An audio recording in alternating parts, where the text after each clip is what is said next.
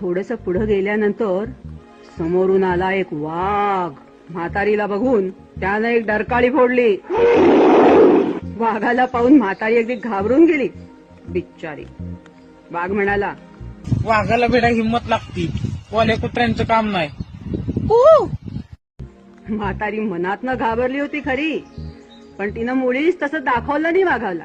ती म्हणाली, रस्त्याला ये म्हणलं माय.